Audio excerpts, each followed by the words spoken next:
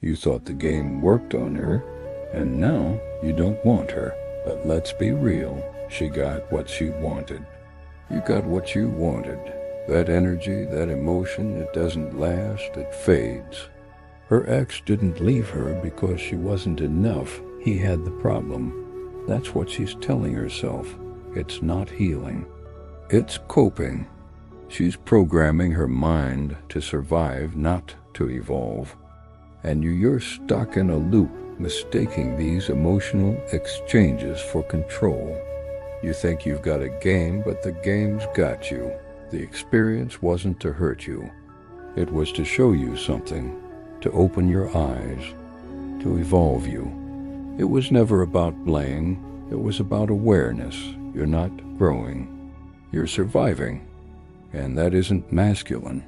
That isn't powerful. That's fractured. Why? Because you were both filling voids. She got the attention, the validation. You got the intimacy, the momentary high. But that doesn't mean connection. That's why you always feel drained after meaningless encounters. That's why the same patterns repeat. And deep down, you know this, that's not a game. That's a spiritual tethering. Your energy is like a beacon for unresolved trauma. They're afraid of being alone with themselves. No distractions, no validation, just them, their silence, their thoughts. That's the part they run from, so they call up a link. They dive into mess. They chase softness, not because they want her, but because they don't want to face himself. The women you're drawn to, they're not just vibing with you, they're mirroring back a version of your own wounds. Until you break the loop, you'll think you've moved on, upgraded, evolved, but it's the same template. That presence being rooted in your truth is magnetic. Real power is silent. It doesn't need attention. It commands it. When you face that mirror without flinching, when you stop asking, why did she leave? And start asking, what part of me attracted her in the first place? New face, same frequency. Because your spirit hasn't shifted. Your energy's still attracting what you haven't healed. It means facing the fact that some of your wins were actually losses in disguise. Because once you become aware, you can't go back. You start catching yourself in real time. You feel the urge to chase and pause. You want to flex but reflect. That's evolution. It means realizing the game you thought you were playing was actually playing you, especially when it hurts. That doesn't mean purpose. It just means temporary relief. Subscribe if you're on this path of self-awareness. We're building something deeper here. Let's go. Because they spent years building an empire to protect a broken inner child, and who only feeds your old one. And now you're choosing differently, intentionally, because most people are still plugged in, still playing roles, still seeking love through performance. And you're unplugging. You're watching the whole matrix glitch while everyone else thinks it's normal. And now that child is sitting at the top, crying in silence, surrounded by everything, but still feeling like nothing. Because the more you ground yourself in truth, the more real ones you attract. About growing from a place of depth, not performance. This isn't about being liked. It's about being aligned.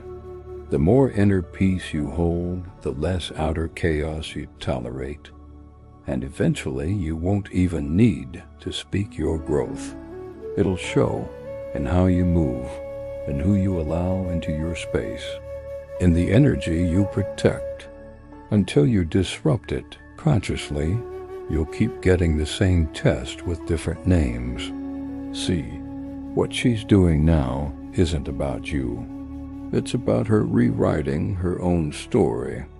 It was always about you, always. Her role, temporary.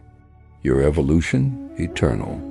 Or is it because there's an emptiness inside that craves recognition? Let's not pretend anymore. That game isn't clever, it's compulsive. It's you trying to resolve your past through someone else's body, and they're doing the same. You're not seducing women. You're attracting familiar patterns. You're replaying memories. And worse, you're becoming addicted to them. So when you think, I smashed because of my game, nah. You stop chasing women because the right energy flows to you. You stop performing for respect because you embody it. You stop hustling for recognition because you recognize yourself. You connected to a spirit that resonated with yours. You think you're in control, but all that's happening is trauma meeting trauma.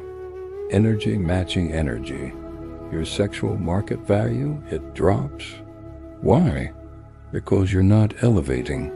But when those stories become excuses, when you label your ex as a narcissist just to deflect your own issues, you're re-giving them power.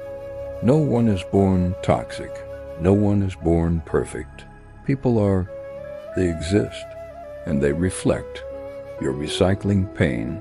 She's using you to numb her past, and you're helping her do it while calling it conquest. Now pause. Ask yourself, what's your motive? Why are you even doing this? You think it's about the thrill. We all wear masks. We all have stories.